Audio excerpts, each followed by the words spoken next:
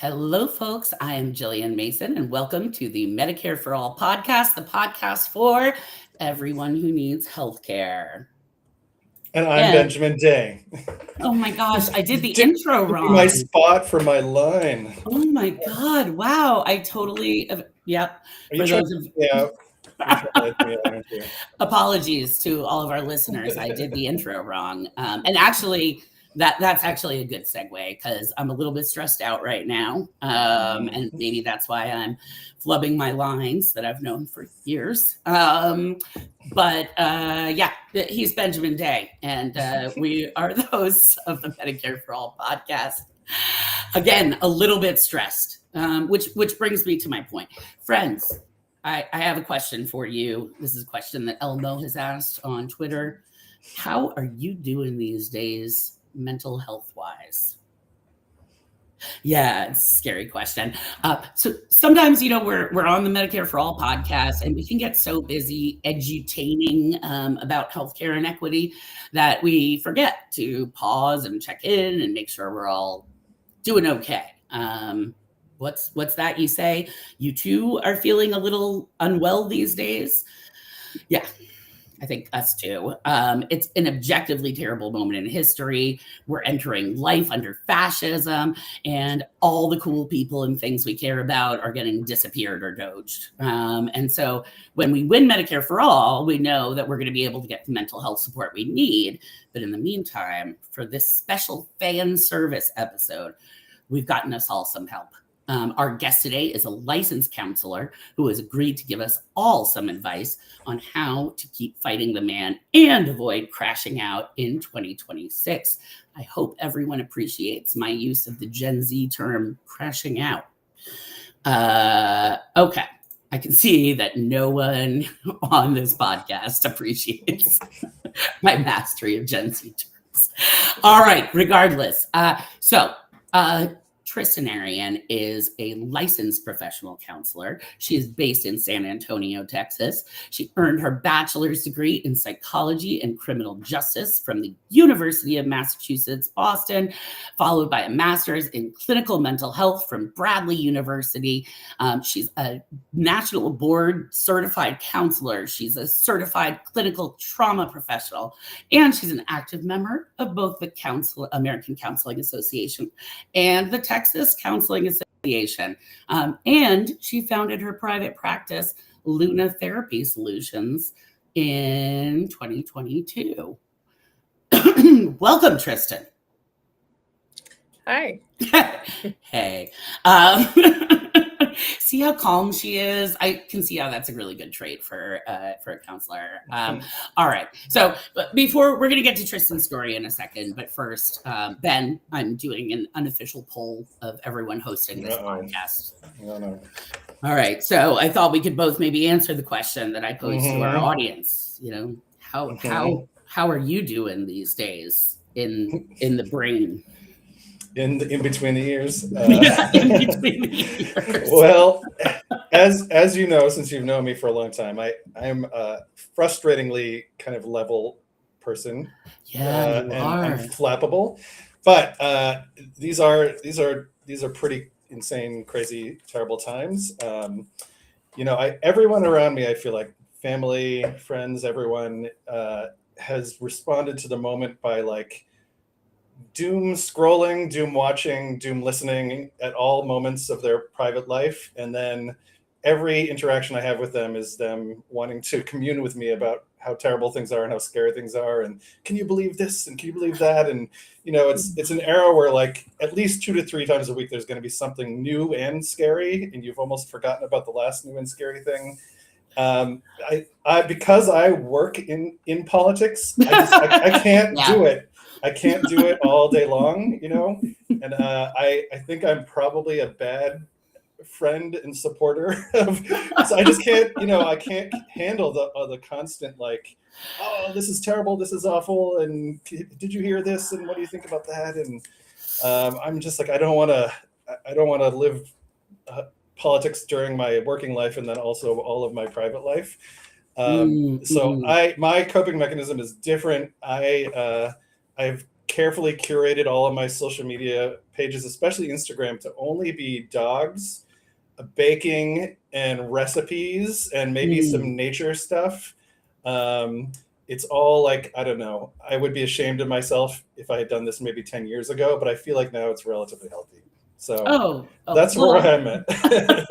I mean, we're all older now, Ben, and you preserve what little sanity we I'm have. a sucky for a good puppy video.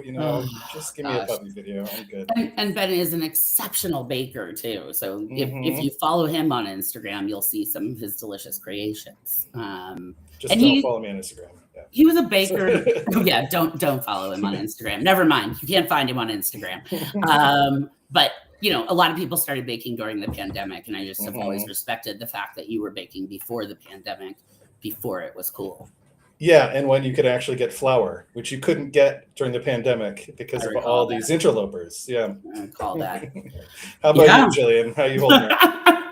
You're not getting off the hook this time. Yeah, I know, right? I was like, if we talk about bread some more, maybe we'll forget that I said I would answer this question. Actually, I am very stressed. I am the executive director of a small nonprofit called Healthcare Now. You might have heard of us. No. And this is like end of year fundraising season, and we're just coming off of conference season. So I am dealing with a lot of numbers, and that freaks me out.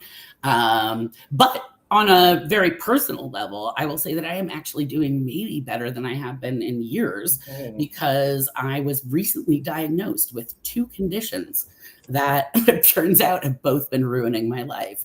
But I got my adult ADHD diagnosis, and I started getting some, I know anyone who's known me for a long time is like, yeah, that was coming. So I started getting some treatment for that, and that has been really amazing. And feel like I'm better understanding myself. And then also I got a sleep apnea diagnosis, which, a lot of sleep apnea, for those who don't know, is when you stop breathing in your sleep. And so if you stop, 0 to 5 times per hour, you stop breathing in your sleep, that's like a mild sleep apnea. No, that's normal. Sorry, that's normal. 5 to 15 is a mild sleep apnea. 15 to 30 is a severe sleep apnea. And anything past that is like a really urgent medical situation. And it turns out that my number was 97, folks. So anyway, yeah. So now I've been like breathing in my sleep. And it turns out that has actually been... it turns out that the human body really likes rest.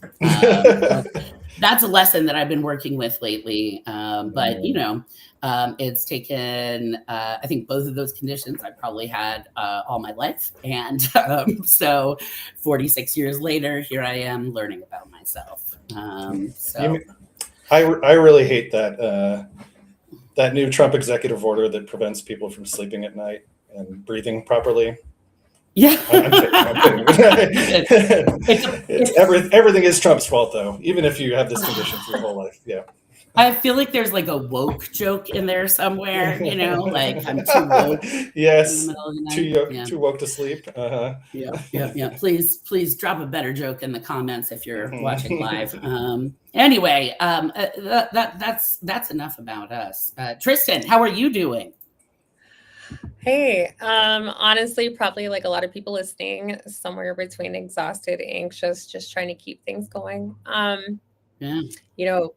When we have so much uncertainty going around, so much chaos, and just frankly grief, our bodies interpret all of that as an ongoing threat.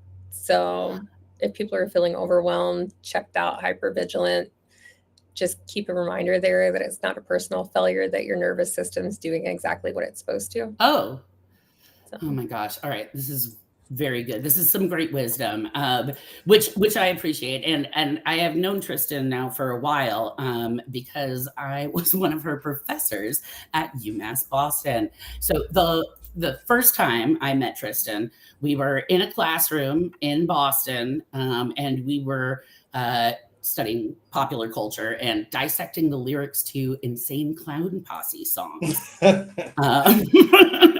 I had not thought of Insane Clown Posse for at least however long it's been since they exist. That's an issue. Yeah, you should be thinking about them more regularly, I think. And Tristan did that in a very intelligent and enthusiastic way, and I thought this one's smart.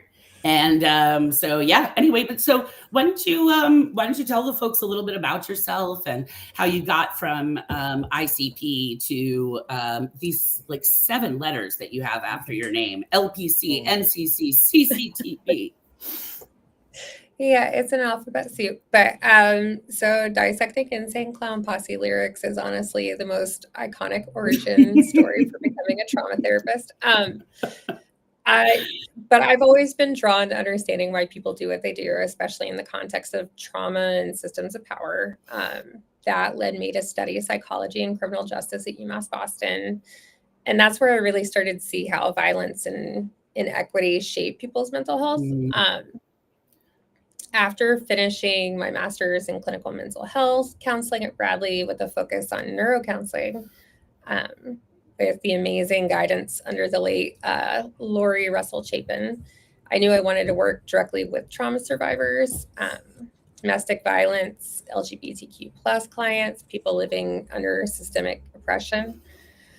I eventually founded a private practice, Luna Therapy Solutions, in Texas specifically because we desperately need trauma-informed care here.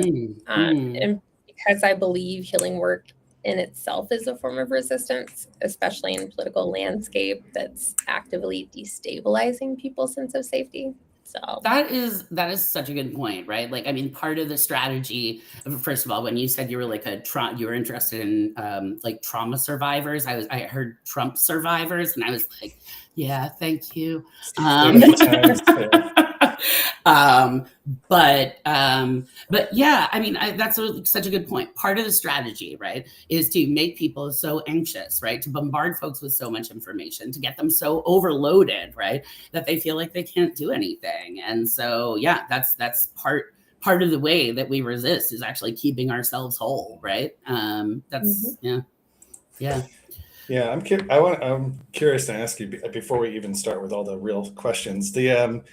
I know one of the things that struck me the most, that I kind of learned over years of working in health policy, was that if you're looking at the things that most impact like your life expectancy and just whether you get sick or not, it's actually not healthcare, which is terrible since we were mostly working on healthcare reform. It's not even public health. It's your kind of position in the social hierarchy.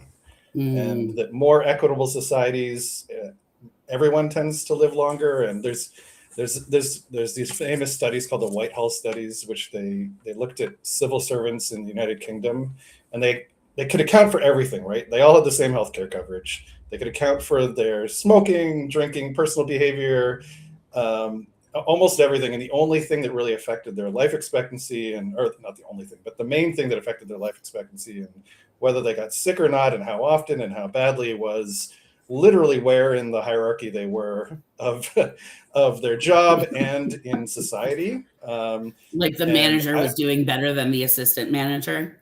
Yeah, exactly. And there's actually been studies since then showing that, like, I think people who are nominated for an Oscar and win live like 3 years longer than people who are nominated for an Oscar and don't win.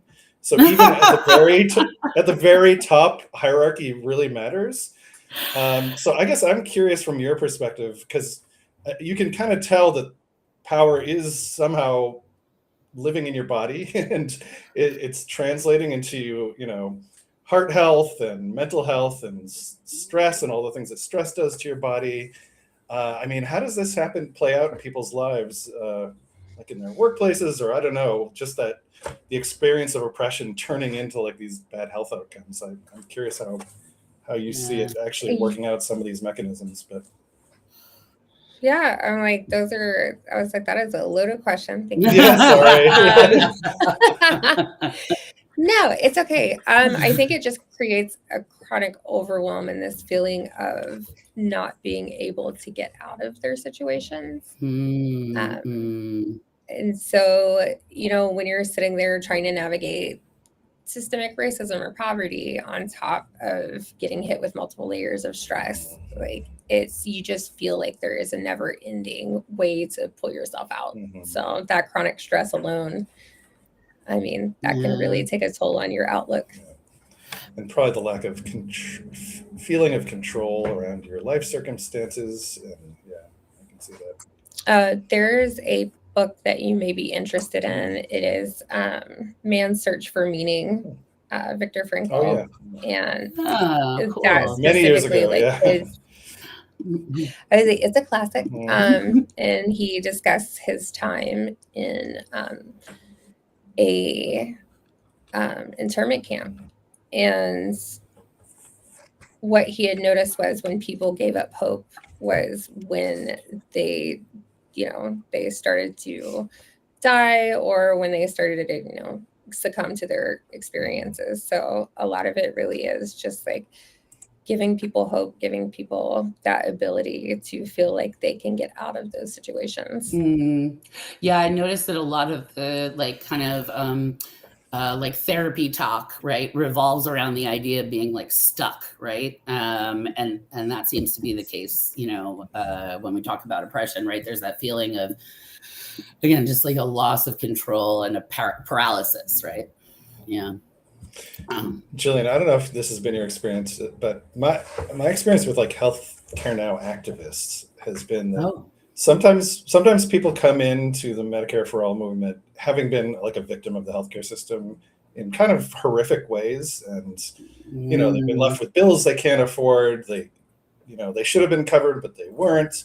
And I think when they enter like this social movement space and they learn that it's honestly not their fault, that the system has been rigged against them, and that there is something they can do to try and change it. It does have, I've seen with some people, it has like a very liberating effect. And it's almost like we do not provide counseling to any of them, but it feels like it has a liberatory effect on people's mental health and well-being, just being able to see the systems that are working against you and a little more clearly, and to have a vision for how we can get out of it collectively. None of us do it individually. Yeah. I always say, I always say, Ben, that you're one of the people who saved my life, because I was really, when I was first getting sick, now I'm used to it. But when I was first becoming chronically ill, because a lot of folks, what I always tell this story, but one of my friends said, if you don't have health insurance or good health insurance, then that's just capitalism's way of letting you know that your job isn't important. And I was like thinking in my head, yeah, capitalism thinks my job isn't important. Fuck capitalism. But she actually meant that as like, maybe take the hint. And so when I met folks like you, Ben, who were like, actually, this is not your fault because it's happening to billions of other people, and there's a whole system, set up to make sure that it is liberating. It does, like, it feels like you get to take some of the personal burden off of yourself. Yeah. You mean it's not just a personal failure? Not just a personal failure, but also a personal failure. Don't get me wrong. Yeah, I think it happens so often. Like, like if you have a lapse in your insurance coverage, you're going to blame yourself first. You're going to say, oh, like, how did I let that lapse? And then I got this medical condition, I got a bill. You can't help but not kind of first blame yourself and beat yourself up. But those lapses are intentional. They're very happy for you to lapse and to have some of your medical care fall through the cracks and not be covered by them. So, yeah. Yep. Now that you know me better, though, you're like, you probably also fucked some things up. Well, all of us. Yeah. I have a question for Tristan. Good. So, in terms of just like mental health care in the US, have you, with your clients or just kind of in the world at large of counseling, have you kind of seen any patterns or changes? Does what appears from the outside to be like a horrifying change in our life circumstances over 2025, is that actually reflected in like the cases you're seeing with folks and people's Absolutely. lives? Yeah. like healthcare precarity right now is becoming its own form of trauma, in my personal opinion. You know, when people don't know if they're going to be able to afford medication or keep their coverage, access gender affirming care, like their bodies go into constant high alert. So I was like, without that predictability, kind of like our healthcare system, you know, if it's not predictable, people can't rely on it. And we had just talked about like trauma stacking, like those layers, those multiple layers of stress, like that's increased a lot of hopelessness I've seen. There's a lot of shutdown and numbness with people. A lot of people aren't just burnt out, they're like kind of bottoming out. Yeah. They've pushed their nervous systems kind of past that like fight or flight into collapse. And collapse, it isn't apathy, it's exhaustion, it's becoming physiological. So yeah, it's a hard time. But do you think you could just talk a little bit more? Because I think that this is something that like when we were growing up, folks who, folks thought that there was like a really clear separation between the mind and the body, right? But what you've been talking a lot about is like the kind of sympathetic nervous response and that kind of thing. And so, yeah. Also, I just want to give a quick shout out to Mayton Saster, amazing screen name, who's watching us on YouTube and is pretty excited about the conversation and says, decent folks are frightened of losing their Medicaid, for example. Yes. And in fact, a lot of those decent folks are in Texas. So I'm sure Tristan has her work cut out for her.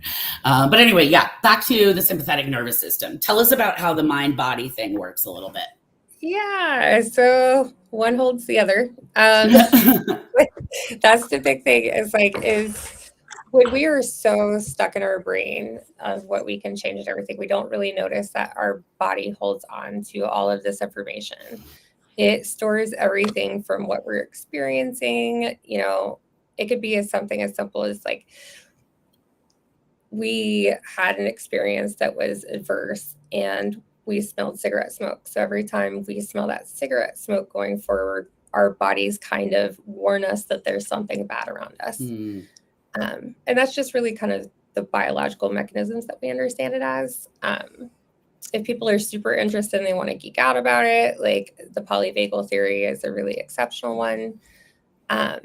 But what we can do a lot with processing, what I work a lot with processing with like EMDR, eye movement desensitization and reprocessing, is kind of work with the somatic parts of that. So the body, we kind of work on all of those experiences we had with the body with the memory so that we can kind of flesh it out as much as possible or detach both the body from the experience itself. So we don't really hold on to that anymore. But yeah, I'm like, our bodies hold on to all of this. I see some really rough cases. The DSM Diagnostic Statistical Manual, there's an entire area that is specific to somatic symptoms. So yeah, it's why it's so important to regulate our nervous systems, whether that's, running or yoga, just taking a walk out in nature. Like there's so many accessibility ones. I was like, Jillian, you gotta give one that Jillian can do. I know, right? I'm like, yeah, keep listing, keep listing. Nope. I'm not gonna do the. I mean, like a big one. Yeah, I was like, a big one is like, grounding with like, we can do bilateral stimulation. So if we become stressed, we can take our fingers, kind of put them over into a butterfly, looks like, and go tap back and forth. And, like Wu-Tang Clan. Yeah, Wu-Tang Clan across the chest. Okay, all right. And we can take those deep breaths. I'm like, you really want to make it fun? Think about taking, if you've ever taken a, big deep puff from a I'm waiting to hear large hookah. A large hookah. Oh, okay, great. Yeah. I just think of take those kinds of deep breaths and focusing just on the exhale. Now you're talking Jen's language. Now we're getting somewhere. Yeah. Now this is relatable. Yeah. For those of you who are listening only and not seeing us here, we're making our hands into the Wu-Tang symbol and and just tapping back and forth on our shoulders on either side. And just focusing on exhaling. So I do really like pushing all that air out. And I can Yeah. highly recommend dog walks as a mental health Yeah, stabilizer. I mean, as much as I, I joke about my dislike of movement and exercise, I do really enjoy swimming in the pool, and highly recommend it as a low impact form of exercise that nonetheless gets you a little in your body.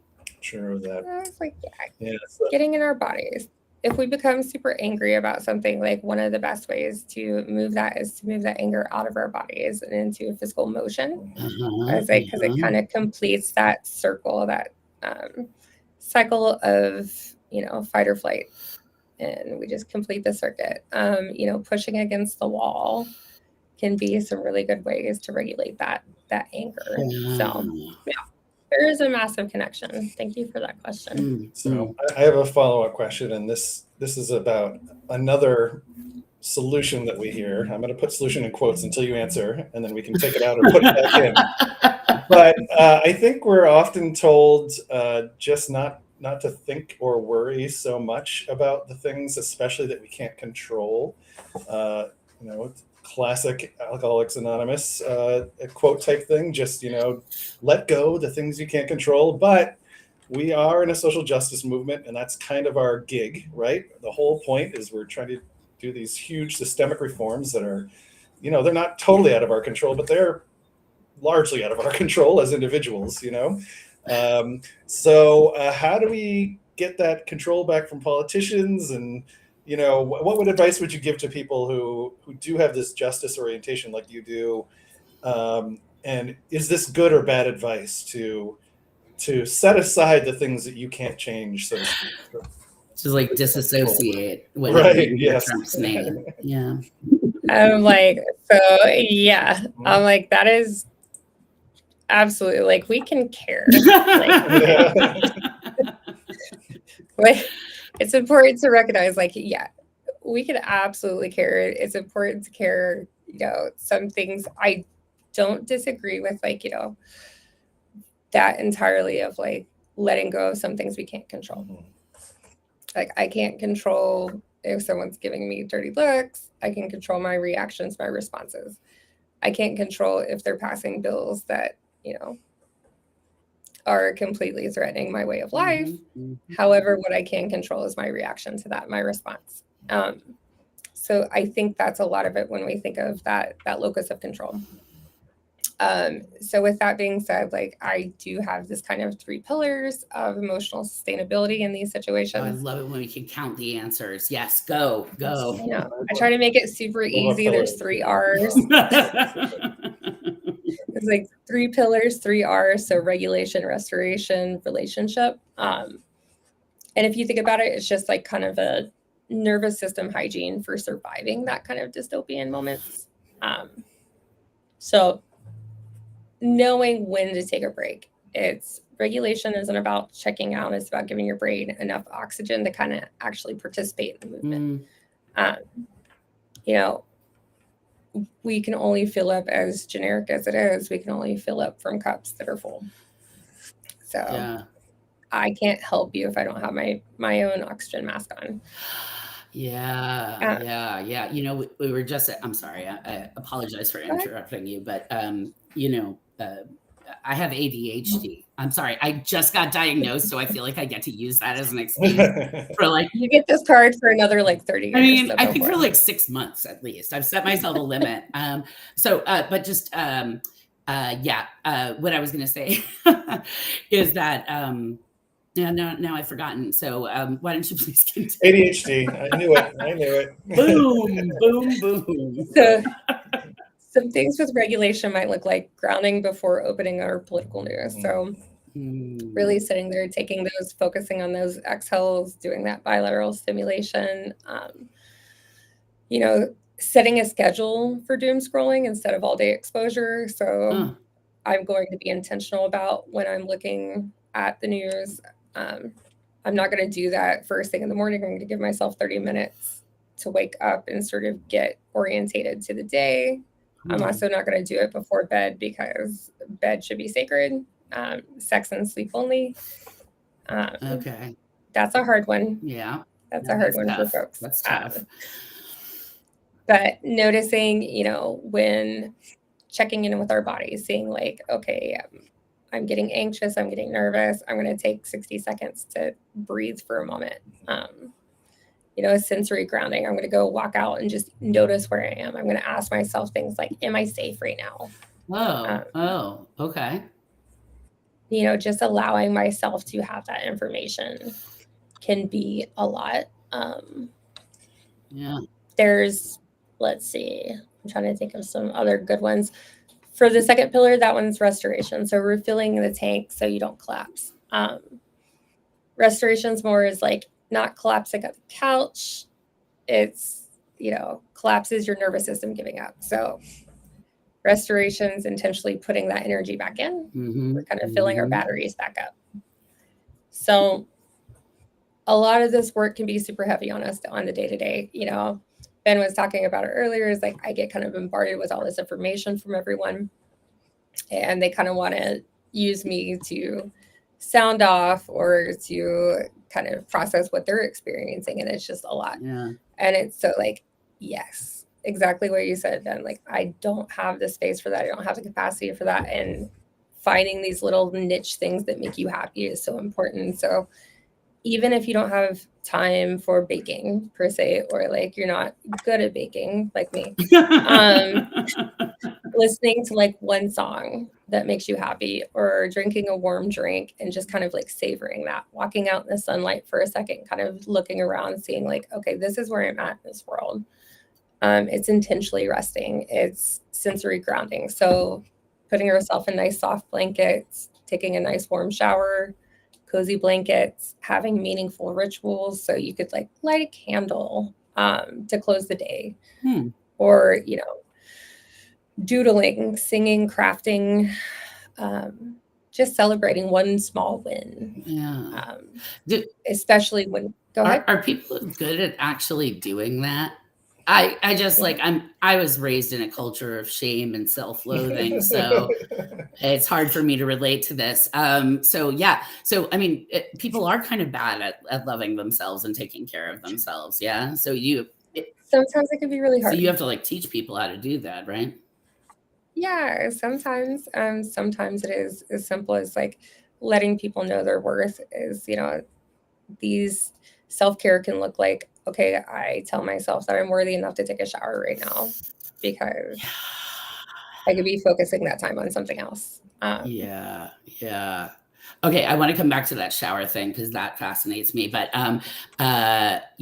so your third pillar. Pillar C, relationship. So because humans regulate through connection.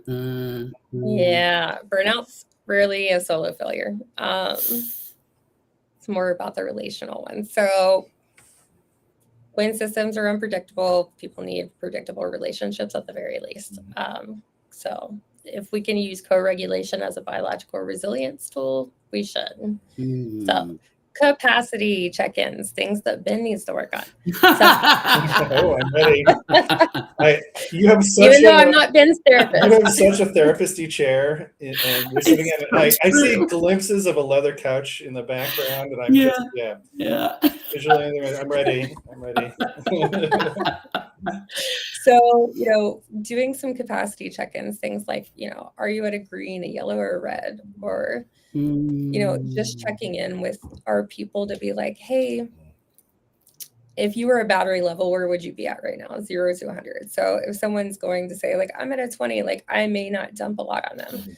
I may be like, hey, could you just get me a glass of water if I need it? These also work really well with our partners. So, but yeah, just our friends too. It's just checking in like, hey, do you have that capacity to hear me out right now? No, and then just respecting it. Yeah. You actually do have to respect it too, right? Yeah. Well, that's nice. So anyways, yeah. So, and then setting those relational boundaries on the other end of being like, I can listen for 10 minutes and then so on and so forth. I have things I need to do. But, debriefing the news with someone instead of spiraling alone. Like, hey, let's check the news today. Yeah. This is why it seems like it seems like social isolation is, I don't know, maybe this is overstating it, but it feels like it's becoming worse in the virtual era. A lot of people are working distantly. I mean, I know isolation in older age can be really bad for your health, but probably at any age. So yeah, I can see. I mean, it's both the nature of your relationships, I guess, but also having them seems to be important. But Yeah, it's definitely one of the things that I work on with my clients specifically is making sure that they have a support system or that they work to increase their support systems because it is so important, especially when thinking about suicidality, Yeah. which, yeah. So grief circles when policies hit hard, having, those connections with people, having buddy systems for advocacy, appointments, those kinds of things, even mutual aid. So helping each other navigate insurance, bills, appeals, denials, like all those kinds of things. Like it's really helpful to pull those parts together. And then, yeah, of course, the fun parts of like celebrating micro wins together. That does sound fun. Yeah. And organizing is a great way to connect with other people too. I'm just saying. I mean, baking also great, but organizing as well. Yeah, you could do both. Yes. Yeah, actually, I was on this call with the folks from Progressive Democrats of America. They have these weekly calls with like hundreds of their supporters on. It's just being in community with them is actually great. But one of the women on the call had this great idea that we should be. She asked about people who are medical advocates, and I thought she was talking about patient advocates who work at a hospital, right? This is like a job you can get where you're, helping patients negotiate stuff at the hospital. But she was like, no, why can't we all be patient advocates? And I was thinking, why can't we, right? Like, why can't we set up people with buddies who can help them to just be there through the process of trying to access medical care in this country? A lot of people really don't need expert advice. They just need to feel like they're not alone, Yeah, having access to education when it comes to insurance, when it comes to health systems, et cetera, is so helpful to people. Yeah. It seems so trite, but it is like an incredibly important part, especially like of my work is like this time of the year is December. So insurances are resetting. Oh my God. There are so many people too. If you're in exchange, good luck.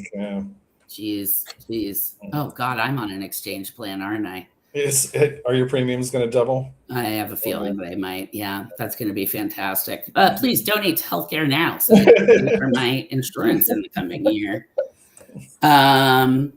Yeah, all of this is so helpful, Tristan. This is very, very good. So I guess, one of the other issues that has been, coming up in our conversation that I've been just thinking about a lot, particularly because of the sleep apnea thing, is just the idea of exhaustion, right?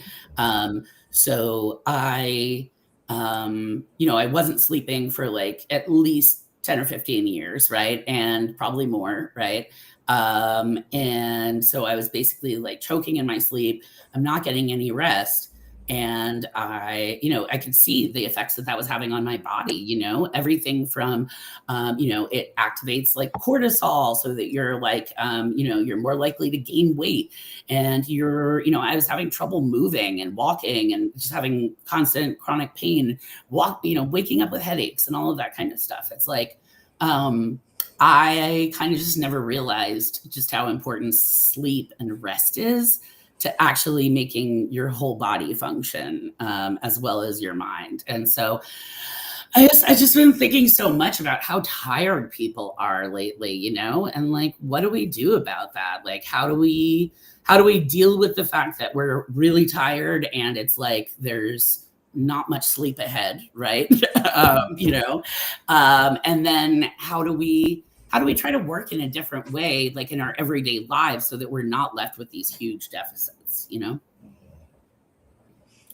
Sleep is a wonderful thing in so many ways, and it is one of the simple things that so many people take for granted. Um, so a lot of that is, cognitive behavioral therapy. Insomnia is one of the things that I am trained in, and a lot of it is so simplistic, but really people are not great at it. And I think that the message, if I could get it down to anyone and everyone here today that's listening, is like things that seem like they should be simple, things that feel embarrassing because they're not simple, like they're not simple at all. And I don't want people to think that, there's something wrong with you innately because you're not understanding, like, how do I get rest well? How do I breathe well? Like, why am I having these symptoms? This feels like I'm a human. I should just be able to do Yes, these things. yes. That's very much the feeling. Yeah. They're not easy. Like, I promise, the amount of people that come in that cannot breathe, like, this is a very normal thing. But sleep, there's fields and fields of studies for, like, issues with sleep. So checking out, if you were to go see a therapist, if you have access to insurance, you have access to the means to get to a therapist that specializes in insomnia and sleep. Try that. I was like, but there are free apps online. The VA offers a free app that helps you track your sleep as well as your restful sleep, and gives you different things like progressive muscle relaxation scripts that you can read to yourself. There is a lot of different sleep apps on, let's see, YouTube's another really great free resource. I watch There's ASMR plenty videos. That's how I. Yeah. That was like, there's a lot of sleep hypnosis, there's guided meditations on there. But again, that progressive muscle relaxation, that's a super helpful one. There's even tapping for sleep. So there's a lot of different free resources out there. Like, That's cool. But- That's cool. it's like, just keep trying to do those things. And the thing is like, not one thing is going to work for everyone. What you really want to do is work on building your own toolbox that's unique to you, that works for you. Yeah. Well, Yeah, like for me, it's having a Some people- 40-pound dog gradually push you out of the bed over the course of the night right. until you have nothing left, and He's a slobbering weighted Yes. blanket. and your dog's mental health is Some people- amazing the next day, but not you necessarily. Yeah, some people can sleep with, a loud TV on, or a fan on them, and it being 10 degrees in the room, while other people need that warmth and stuff. So it's really dependent on the person. Constant area of argument between me and my partner. Same. Yeah. Every relationship, I think, Yep. is like that. But the most important part of all of it, though, is that, like, just recognizing that sleep is, you cannot do anything else in your world without sleep. Yeah. And sleep apnea affects a lot of people, and a lot of people don't even know that they have sleep apnea. So This is true. I mean, I guess, I'm interested also in, like, kind of like mental exhaustion as well. Like you were saying, like, kind of taking a break and being able to, like, enjoy a win or something like that, like, I got a CPAP machine. Yay. that's a big one. It is actually a pretty big one. It turns out they're very expensive, and I got my insurance to cover it. So thumbs up. Thank you to everyone who donated, because you got me that CPAP. But yeah, I mean, I guess, like, how do we deal with the fact that it seems like there is constant pressure to take action, right? Like, ICE is in the neighborhood, and Medicaid is getting cut, and premiums are going to go up, right? And it feels so urgent, right? How do we deal with, like, kind of making space for that urgency, but also making space for the fact that our brains don't really function that way, right? It just creates panic. Yeah. So again, we cannot put on our masks, or we can't help anyone else put on their mask before we put on our mask first. We really have to regulate ourselves first. We can't think, plan, resist effectively from a dysregulated nervous system. Even just 30 seconds of grounding makes activism safer, smarter. Because, if you're showing up there tired, exhausted, like, really emotionally dysregulated, like you may not do all the things you were wanting to do, and it becomes harder. You might be an asshole too. Yeah, you might also be an the opposite of what you wanted to do. Yeah. So restoring deliberately there. Yeah. That's really the focus, not collapsing, not zoning out, restoration, comfort, ritual, creativity. You do have to focus on that a little bit, especially when we do feel like we're being bombarded all the time. It's like, I really need to be intentional about my rest. Yeah. But realizing like I am only one person, and I need to make sure that I have enough energy in order to put energy forward. Yeah. So yeah, no, that's that's really great advice. Very, very difficult to take, but very great advice that we should all take. I remember what I was going to say before, which is that we just had this conference, and one of the wonderful women, Rhonda, hi, shout out to Rhonda, at the conference. She walked up to me a few minutes before the conference started, and she handed me one of those like a Sephora face mask, like one of those ones that comes in a little packet, a little sheet mask. And I said, well, thank you so much. What's this for? Thinking that like, oh God, I really must look old. People are like, put on a mask before you do this. But no, she actually said, it's like the airplane. You got to put on your mask yourself before you can help anyone else. And that was the sweetest thing to hear right before like a really stressful event. And I think it also brings up like an issue that like, okay, if we feel like we have a responsibility to justice, which I think we should, right? Then maybe our responsibility is actually to take care of ourselves, right? Assata Shakur says we have the duty to take care of each other and the duty to win, but we also know that we can't take care of each other if we aren't actually taking care of ourselves. So you're pretty useless to the movement, right? If you can't even function. So we need you to be in good health and good mental and physical health, in order to be able to participate and keep shit going, Yeah, it was like that self-care pressure. I do hear that. I was like, I don't have time to take care of myself. And it's, if we could just reframe that as, we take care of ourselves so we can take care of each other. And we take care of each other so no one has to carry the weight alone. Yeah. I recently, earlier this year, learned the term time famine, that we're all living in kind of time famine. We don't have enough time to kind of do all of the things we need to do in our lives, including self-care. And I think self-care is kind of like what often goes first, It's like, well, everything won't fall apart if I cut this out, but it's actually not true. Everything will fall apart if you cut this out. But yeah, just thinking about how rare it is for us in the United States, at least, to have adequate kind of time for both the self-care and the work and the family responsibilities and life responsibilities and all that. Can we just go back to something you said before? Because I really do want to get into this while I have a professional on the line. What is the deal with showering? Why is it always showering? I thought that this was my own personal problem for a long time as I struggled with mental illness and depression.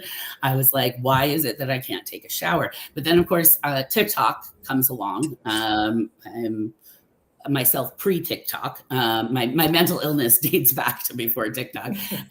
But TikTok comes along and it's like, that's everyone's problem. Why is it so fucking hard to take a shower, Tristan? No. It's a high demand activity, first of all. Is it really? It is. I was like, the shower, and also, like you're talking about, I was like, I can't wait. I'm so excited that you've told me about ADHD, because like I'm going to open your mind to so many new things. But it does require a lot of executive functioning. So it's a sequence of like 15 to 20 micro tasks.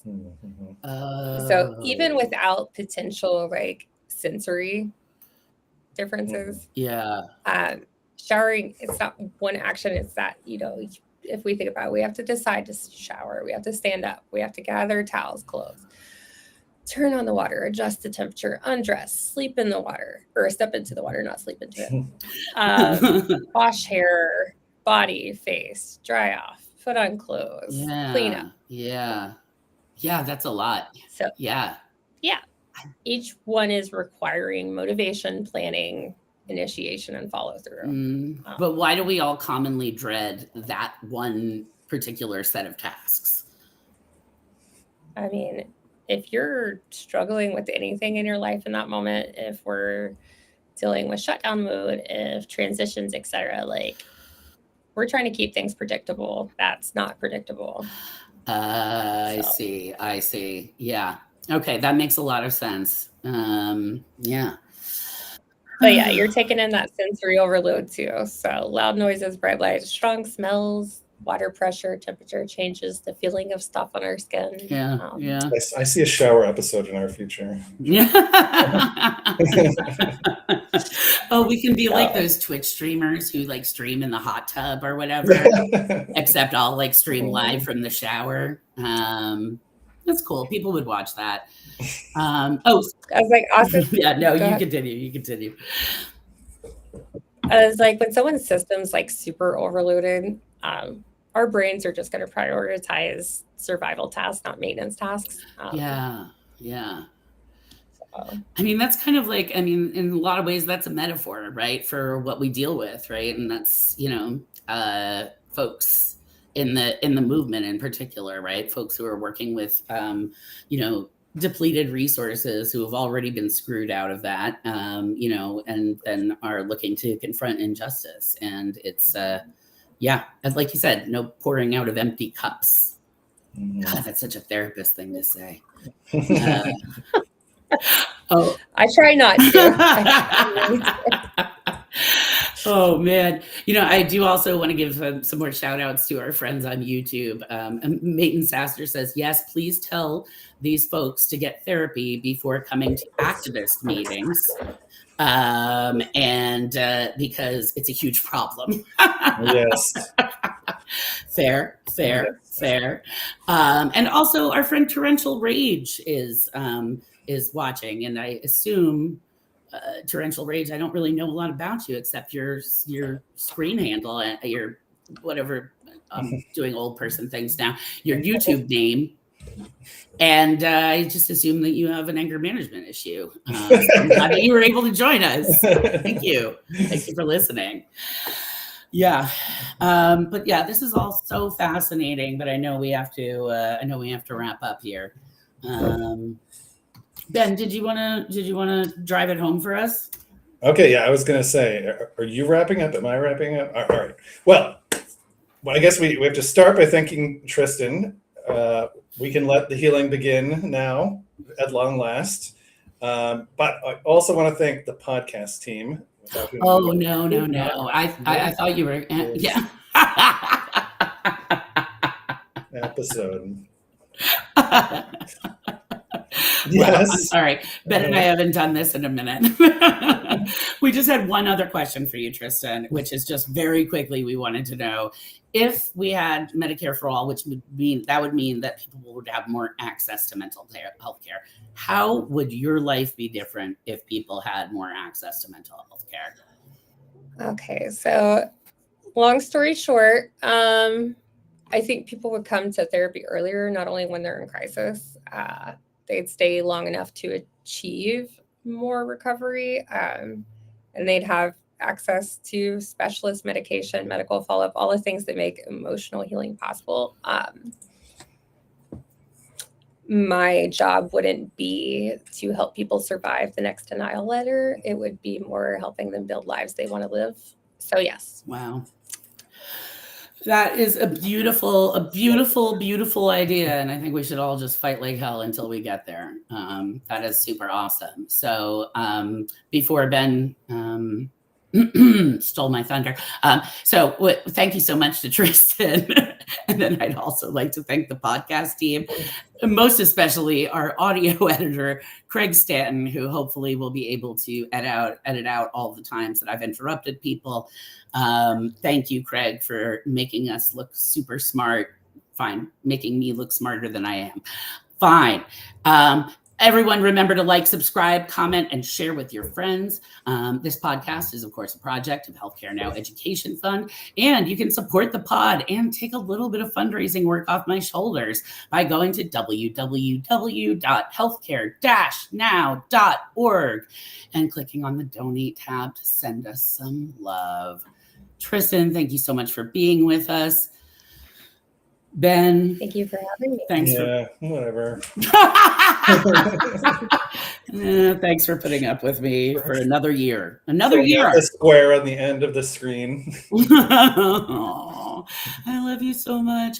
All right. Well, listen, we will see you guys all in January. But again, thank you so much for listening, and tell your friends and share this important advice about self-care with them. Yeah. Happy holidays, New Year, everyone. See you